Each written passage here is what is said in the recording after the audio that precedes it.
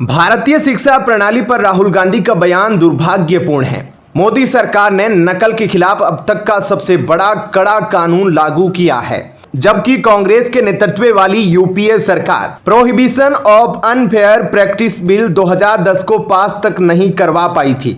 संसद का मानसून सत्र सोमवार से शुरू हो गया है। पहले ही दिन संसद में घुसते ही राहुल गांधी की भद्द पिट गई। कांग्रेस और विपक्ष ने लोकसभा में प्रश्नकाल के दौरान नीट परीक्षा में हुई गड़बड़ी को लेकर केंद्र सरकार पर निशाना साधा। विपक्षी नेताओं ने केंद्रीय शिक्षा मंत्री धर्मेंद्र प्रधान के इस्तीफे की मांग की। इस दौरान बुरी तरह बौखलाए राहुल गांधी ने कहा कि हमारा एग्जाम सिस्टम ही फ्रॉड है। राहुल गांधी के इस ड्रामे पर धर्मेंद्र प्रधान ने भी पलटवार किया। संसद में हुई इस गहमा गहमी के बाद बीजेपी आईटी सेल के हेड अमित मालवीय ने राहुल गांधी पर निशाना साधते हुए कांग्रेस सरकार में हुई परीक्षा गड़बड़ियों का लेखा जोखा पेश कर दिया। अमित मालवीय ने सोशल मीडिया प्लेटफॉर्म एक्स पर एक पोस्ट शेयर करते हुए लिखा, तीसरी बार फेल हुए राहुल गांधी संसद में पेपर लीक मामले पर बड़बोलेपन का परिचय दे रहे थे। उन्होंने यूपीए सरकार 2004 से 2014 के दौरान हुए पेपर लीक के मामलों की एक लिस्ट जारी की। मालवीय ने कहा कि कांग्रेस ने अपने कार्यकाल में हुई गड़बड़ियों को रोकने के लिए कोई ठोस कदम नहीं उठाए, लेकिन बीजेपी ने इन घटनाओं पर लगाम लगाने के लिए कठोर सार्वजनिक परीक्षा अनुचित साधनों की रोकथाम अधिनियम 2024 लाया है। मालवीय ने कांग्रेस के समय हुई इन गड़बड़ियों का हवाला दिया।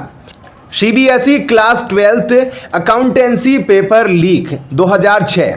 प्रधानमंत्री थे मनमोहन सिंह, मुख्यमंत्री दिल्ली शीला दीक्षित कांग्रेस की थी। सत्ता में कांग्रेस के नेतृत्व वाला यूपीए। क्या मामला था? सीबीएसई कक्षा 12 अकाउंटेंसी का पेपर दिल्ली में लीक हो गया। अखिल भारतीय इंजीनियरिंग प्रवेश परीक्षा AIEEE पेपर लीक 2007। प्रधानमंत्री मनमोहन सिंह, मुख्यमंत्री विभिन्न राज्यों में कांग्रेस और अन्य दल, सत्ता में पार्टी केंद्र कांग्रेस के नेतृत्व वाला यूपीए। विवरण, कई राज्यों में AIEEE पेपर लीक की सूचना मिली। PMT pre medical test paper leak 2008। प्रधानमंत्री मनमोहन सिंह, मुख्यमंत्री विभिन्न राज्यों के विभिन्न दलों के, सत्ता में पार्टी कांग्रेस के नेतृत्व वाला यूपीए। विवरण, PMT पेपर लीक के कई मामले सामने आए। एम्स प्रवेश परीक्षा पेपर लीक 2012। प्रधानमंत्री मनमोहन सिंह, मुख्यमंत्री दिल्ली शीला दीक्षित, सत्ता में पार्टी केंद्र की यूपीए। विवरण, एम्स प्रवेश परीक्षा का पेपर लीक हो गया। सीबीएसई कक्षा 10 और 12 पेपर लीक 2014। प्रधानमंत्री मनमोहन सिंह, मुख्यमंत्री दिल्ली अरविंद केजरीवाल, फरवरी 2014 तक आप, उसके बाद राष्ट्रपति शासन, सत्ता में पार्टी केंद्र, मई 2014 तक कांग्रेस के नेतृत्व वाला यूपीए। विवरण, सीबीएसई कक्षा 10 गणित और कक्षा 12 अर्थशास्त्र के पेपर लीक हो गए। महाराष्ट्र HSC परीक्षा पेपर लीक 2013। मुख्यमंत्री पृथ्वीराज चौहान कांग्रेस, सत्ता में पार्टी कांग्रेस NCP गठबंधन। विवरण, HSC परीक्षा का पेपर लीक हो गया। कर्नाटक PUC परीक्षा पेपर लीक 2016। मुख्यमंत्री सिद्धारमैया कांग्रेस, सत्ता में पार्टी कांग्रेस। विवरण, PUC रसायन विज्ञान का पेपर लीक हो गया। Rajasthan university paper leak 2013। मुख्यमंत्री अशोक गहलोत कांग्रेस के, सत्ता में पार्टी कांग्रेस। विवरण, कई पेपर लीक हुए। हरियाणा बोर्ड परीक्षा पेपर लीक 2011। मुख्यमंत्री थे भूपेंद्र सिंह हुड्डा और कांग्रेस ही सत्ता में थी। कक्षा 10 और 12 के पेपर लीक हो गए थे। राजस्थान लोक सेवा आयोग RPSC पेपर लीक 2013। मुख्यमंत्री थे अशोक गहलोत और सत्ता में भी कांग्रेस थी और RPSC परीक्षा के पेपर लीक हो गए। इस लिस्ट को जारी रखते हुए अमित मालवीय ने लिखा, यह पेपर लीक की घटनाएं कांग्रेस की विरासत रही है, जिसे भाजपा जल्द ही ठीक कर देगी, लेकिन इस मामले पर कांग्रेस को उपदेश नहीं देना चाहिए। आपका क्या कहना है इस खबर को लेकर? कमेंट सेक्शन में अपनी राय जरूर बताएं। धन्यवाद। जय हिंद।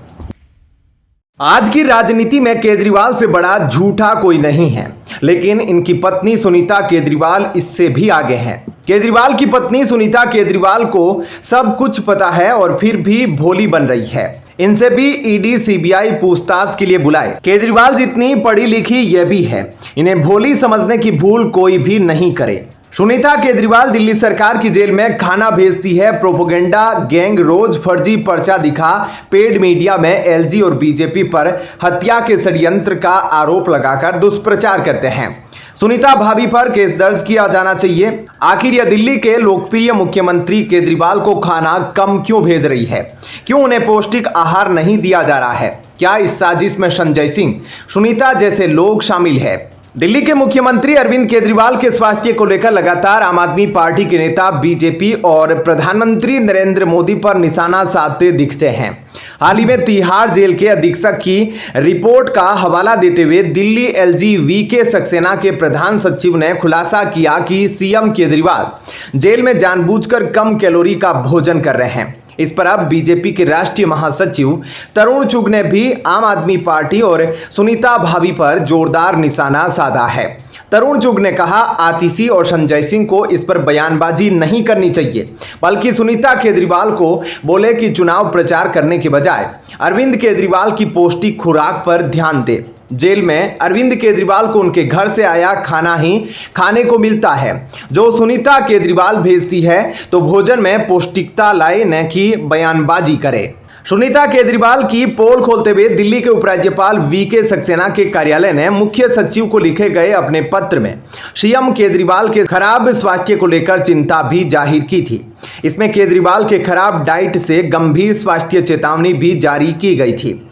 इसमें कहा गया कि सीएम केजरीवाल जानबूझकर खराब डाइट ले रहे हैं। वे जेल में डॉक्टर के दिए चार्ट को फॉलो नहीं कर रहे हैं। उन्हें टाइप 2 डायबिटीज है। ऐसे में लो कैलोरी लेने से उनका वजन और भी कम हो सकता है। इस खुलासे के बाद सुनीता केजरीवाल की काफी थू-थू हो रही है। उपराज्यपाल ने जेल अधिकारियों को इस बात को सुनिश्चित करने का आदेश भी दिया है कि सीएम अरविंद केजरीवाल समय पर अपनी सही डाइट ले, जिसे डॉक्टर ने निर्धारित किया है। इसके साथ ही इंसुलिन डोज का सख्ती से पालन करने के निर्देश भी जारी किए गए हैं।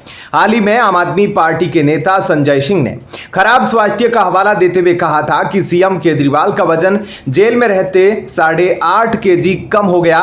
इससे उनकी स्वास्थ्य में और भी गिरावट आ सकती है। ऐसे में क्या कहना है आपका इस खबर को लेकर? कमेंट सेक्शन में अपनी राय जरूर बताएं। साथ ही वीडियो को लाइक शेयर जरूर कीजिएगा। धन्यवाद। जय हिंद। कांवड़ यात्रा वाले रास्ते में दुकानों पर नाम लिखने के मामले में सरकारों का पक्ष रखने के लिए वकील महोदय उपस्थित ही नहीं थे। यह गंभीर प्रश्न खड़ा करता है। अभिषेक मनु सिंघवी के दोस्त जस्टिस भट्टी कह रहे हैं कि मैं केरल से आता हूं और मैं जिस शहर से हूं वहां एक रेस्टोरेंट मुस्लिम का है और एक हिंदू का है। हिंदुओं के रेस्तरां घटिया और खराब स्टैंडर्ड के हैं, जबकि मुसलमान अंतर्राष्ट्रीय मानकों का पालन करते हैं। कॉलेजियम प्रणाली ने हमें न्यायपालिका के रत्न दिए हैं। सुप्रीम कोर्ट में दलील पेश करते हुए मनु सिंघवी ने कहा, सरकार अप्रत्यक्ष रूप से इसे लागू कर रही है। यह दलितों से भेदभाव है। पुलिस विभाग ऐसे निर्देश जारी कर रहे हैं। सुप्रीम कोर्ट जज जस्टिस भट्टी ने सुनवाई के दौरान कहा, मेरा भी अपना अनुभव है। केरल में एक शाकाहारी होटल था जो हिंदू का था, दूसरा मुस्लिम का था। मैं मुस्लिम वाले शाकाहारी होटल में जाता था क्योंकि उसका मालिक दुबई से आया था और वह साफ सफाई के मामले में इंटरनेशनल स्टैंडर्ड फॉलो करता था। दरअसल सुप्रीम कोर्ट ने कांवड़ यात्रा मार्ग पर होटल, ढाबा, फल और खानपान की दुकानों में मालिक का नाम लिखने के आदेश पर अंतरिम रोक लगाते हुए उत्तर प्रदेश, उत्तराखंड और मध्य प्रदेश सरकार को नोटिस जारी किया है। सावन महीने की शुरुआत हो चुकी है और कांवड़िया देश भर में गंगा समेत अन्य नदियों से कलश में जल लेकर भगवान शंकर के मंदिर में जलाभिषेक कर रहे हैं। सुप्रीम कोर्ट में योगी आदित्यनाथ सरकार द्वारा पूरे यूपी में कांवड़ रूट पर दुकान मालिकों के नेम प्लेट लगाने के आदेश के खिलाफ अलग अलग 3 याचिकाएं दायर हुई थी, जिसे जस्टिस ऋषिकेश रॉय और जस्टिस SV भट्टी की बेंच ने सुना।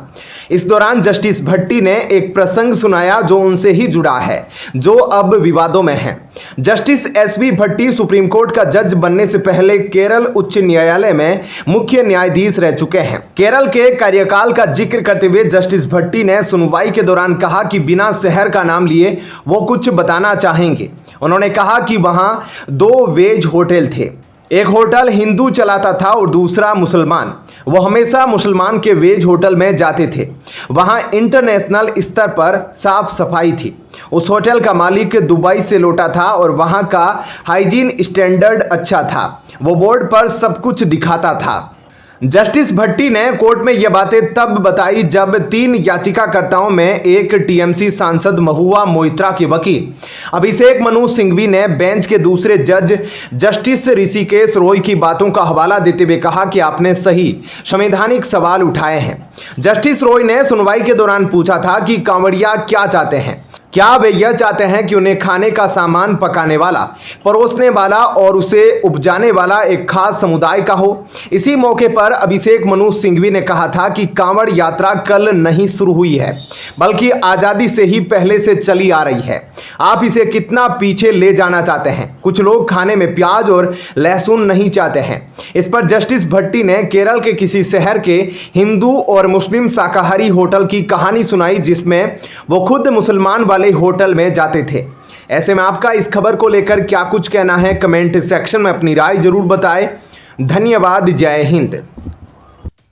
सरकारी कर्मचारी अब राष्ट्रीय स्वयंसेवक संघ आरएसएस के कार्यक्रमों में शामिल हो सकते हैं। 58 साल पहले लगाए गए प्रतिबंध को मोदी सरकार ने खत्म कर दिया।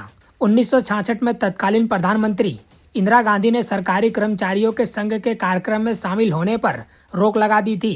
अब गृह मंत्रालय की ओर से इस संबंध में 9 जुलाई को आदेश भी जारी कर दिया गया। इस आदेश के अनुसार 30 नवंबर 1966, 25 जुलाई 1970 और 28 अक्टूबर 1980 के उन आदेशों में संशोधन किया गया है, जिसमें सरकारी कर्मचारियों के आरएसएस के कार्यक्रम में शामिल होने पर रोक लगाई गई थी। इस संबंध में 1966 के आदेश जारी करते हुए तत्कालीन कांग्रेस सरकार ने तर्क दिया था कि आरएसएस राजनीतिक रूप से प्रभावित है, इसलिए इसके कार्यक्रमों में शामिल होने से कर्मचारियों की निष्पक्षता प्रभावित हो सकती है। इसके बाद जब जनता पार्टी की सरकार बनी तो इस कानून को निरस्त कर दिया गया था, लेकिन जब 1980 में इंदिरा गांधी फिर से सत्ता में लौटी तो उन्होंने दोबारा प्रतिबंध लगा दिया था। मोदी सरकार के इस बड़े फैसले के बाद कांग्रेस पार्टी बुरी तरह तिलमिलाई हुई है। अब इसे लेकर कांग्रेस पार्टी और भारतीय जनता पार्टी के बीच जंग छिड़ गई है। कांग्रेस पार्टी के वरिष्ठ नेता जयराम रमेश ने बीजेपी को घेरते हुए कहा है कि नौकरशाही अब निक्कर में आ सकती है। कांग्रेस नेता जयराम रमेश ने सोशल मीडिया प्लेटफॉर्म एक्स पर लिखा, फरवरी 1948 में गांधी जी की हत्या के बाद सरदार पटेल ने आरएसएस पर प्रतिबंध लगाया था। इसके बाद अच्छे आचरण के आश्वासन पर प्रतिबंध को हटाया गया। इसके बाद भी आरएसएस ने नागपुर में कभी तिरंगा नहीं फहराया। पीएम मोदी और आरएसएस के बीच खटपट का दावा करते हुए जयराम रमेश ने कहा, 1966 में आरएसएस की गतिविधियों में भाग लेने वाले सरकारी कर्मचारियों पर प्रतिबंध लगाया गया था और यह सही निर्णय भी था। यह 1966 में बैन लगाने के लिए जारी किया गया आधिकारिक आदेश है। 4 जून 1924 के बाद स्वयंभू नाना बायोलॉजी प्रधानमंत्री और आरएसएस के बीच संबंधों में कड़वाहट आई है। जयराम रमेश ने आगे कहा, 9 जुलाई 2024 को 58 साल का प्रतिबंध हटा दिया गया, जो अटल बिहारी वाजपेयी के प्रधानमंत्री कार्यकाल के दौरान भी लागू था। मेरा मानना है कि नौकरशाही अब निक्कर में आ सकती है। वहीं बीजेपी आईटी सेल के हेड अमित मालवीय ने केंद्र सरकार के इस फैसले का स्वागत करते हुए सोशल मीडिया प्लेटफॉर्म पर लिखा, 58 साल पहले 1966 में राष्ट्रीय स्वयंसेवक संघ की गतिविधियों में भाग लेने वाले सरकारी कर्मचारियों पर प्रतिबंध लगाने वाले असंवैधानिक आदेश को मोदी सरकार ने वापस ले लिया है।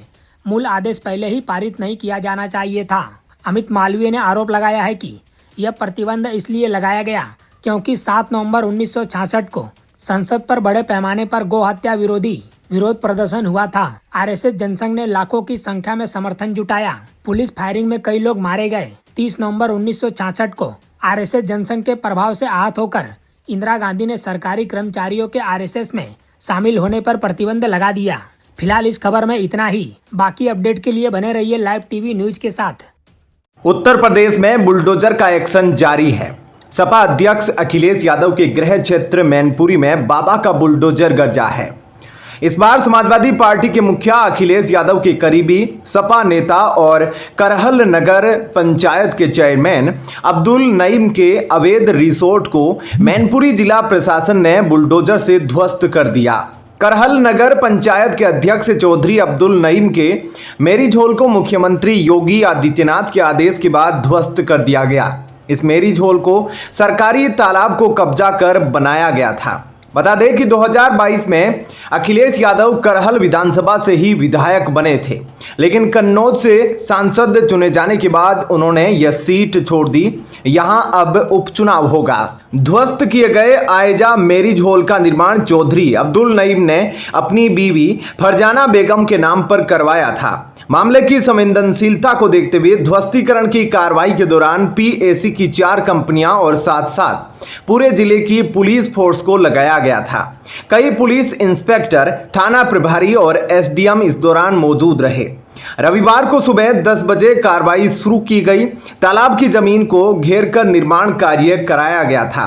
भारी पुलिस और पीएसी बल के तैनात होने की वजह से आसपास के इलाके में सन्नाटा पसरा रहा। इस मैरिज हॉल से 300 मीटर की दूरी तक किसी को प्रवेश नहीं दिया जा रहा था। आसपास की छतों पर भी किसी को तमाशबीन बनने की अनुमति नहीं थी। मैरिज होम का मेन गेट 8 फीट ऊंची बाउंड्री और बाथरूम को ध्वस्त किया गया। उसके बाद ऊपरी कमरों को तोड़ा गया, सामान पहले ही निकलवा दिया गया था। इस मामले में दिसंबर 2022 में ही शिकायत दर्ज कराई गई थी। 1 सप्ताह पहले तहसीलदार की तरफ से नोटिस जारी किया गया। 0.283 हेक्टेयर जमीन घेरकर कब्जाया गया था, जो 2.5 करोड़ रुपए की है। न्यायालय में सपा नेता अब्दुल नईम की अपील खारिज हो गई थी। करहल कस्बे के मोहल्ला ईदगाह कॉलोनी में चेयरमैन अब्दुल नईम का एक आलीशान रिसोर्ट तालाब की जमीन पर बना था। बीते साल करहल के पूर्व चेयरमैन संजीव यादव ने सीएम योगी से मिलकर इसकी शिकायत की थी। सीएम योगी ने जिलाधिकारी मैनपुरी को मामले की जांच करने के आदेश दिए थे। डीएम करहल ने तुरंत इस मामले की जांच के लिए टीम का गठन कर दिया। जांच में रिसोर्ट चेयरमैन अब्दुल नईम की पत्नी के नाम पर होने की बात सामने आई, जिसकी सुनवाई तहसीलदार करहल की कोर्ट में हुई। तहसीलदार कोर्ट में सुनवाई पर तथ्य सही पाए गए। 2 सितंबर 2023 को तहसीलदार ने कोर्ट में रिसोर्ट को अवैध मानते हुए इसे ध्वस्त करने का आदेश जारी किया। इस आदेश के खिलाफ चेयरमैन नईम की पत्नी फरजाना बेगम ने जिलाधिकारी से उनका पक्ष नहीं सुने जाने की बात कहकर शिकायत की। जिलाधिकारी ने जांच में वादी की शिकायत को गलत बताते हुए तहसीलदार को रिसोर्ट ध्वस्तीकरण के आदेश को बरकरार रखा। उसके बाद ध्वस्तीकरण में देरी के चलते पूर्व चेयरमैन ने सीएम योगी से फिर मुलाकात कर पूरे मामले में जल्दी कार्यवाही करने की मांग की। उनकी इस मांग पर सीएम योगी ने डीएम मैनपुरी को जल्द से जल्द कार्रवाई करने के निर्देश दिए। सीएम के आदेश के बाद जिले के अधिकारियों में हलचल बढ़ गई। उसके बाद रविवार को करहल एसडीएम नीरज द्विवेदी, सीओ संतोष कुमार और कई थानों व पीएसी फोर्स के साथ मौके पर पहुंचे। करीब आधा दर्जन बुलडोजर का प्रयोग करते हुए रिसोर्ट ढहा दिया गया। खैर, आपका इस खबर को लेकर क्या कुछ कहना है, कमेंट सेक्शन में अपनी राय जरूर बताएं। धन्यवाद। जय हिंद।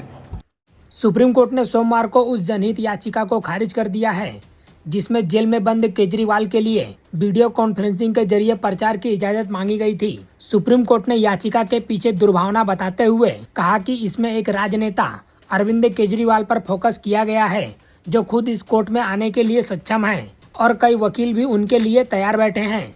याचिकाकर्ता ने देश की सबसे बड़ी अदालत से मांग की थी कि गिरफ्तार किए गए नेताओं को चुनाव के दौरान प्रचार करने की छूट दी जाए। जस्टिस सूर्यकांत और जस्टिस उज्जवल की बेंच ने याचिका को खारिज करते हुए कहा, आप क्यों एक व्यक्ति दिल्ली के मुख्यमंत्री अरविंद केजरीवाल पर केंद्रित हैं? आपकी पूरी याचिका एक खास राजनीतिक व्यक्ति के संदर्भ में है, जो खुद कोर्ट आने में सक्षम है, जो खुद सर्वोत्तम वकीलों के साथ यहाँ आते रहते हैं। याचिकाकर्ता के वकील शिव सिंह ने कहा, मेरा मानना है कि मुद्दा बहुत महत्वपूर्ण है और इसे कोर्ट के सामने नहीं उठाया गया है।